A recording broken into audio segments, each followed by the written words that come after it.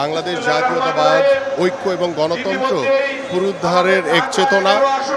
এবং আজকের এই দিনে 1975 সালে বাংলাদেশের সৈনিক, সাধারণ মানুষ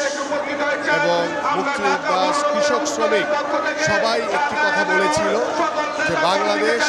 এটি কারো ব্যক্তিগত নয়, বাংলাদেশ হচ্ছে এদেশের জনগণের এবং এদেশের জনগণই সিদ্ধান্ত নেবে সব কিছু। সেই প্রেক্ষাপটে আমাদের শহীদ রাষ্ট্রপতি জিয়াউর রহমান বিপ্লব এবং সিপাহী জনতার যে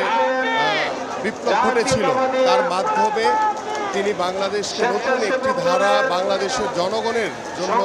মানুষের যে মর্যাদা তিনি প্রতিষ্ঠা করেছিলেন।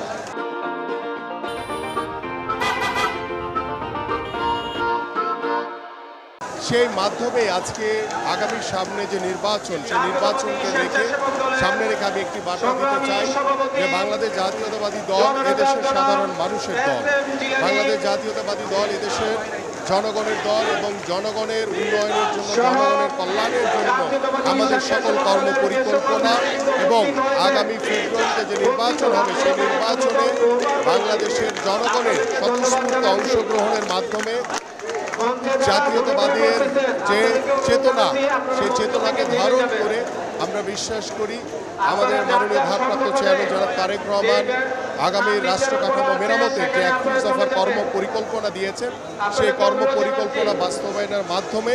আমরা একটি মানবিক বাংলাদেশ গড়তে পারবো, বাংলাদেশের জনগণের বাংলাদেশ গড়তে পারবো। এটাই হচ্ছে আমাদের সকলের কাছে প্রত্যাশা।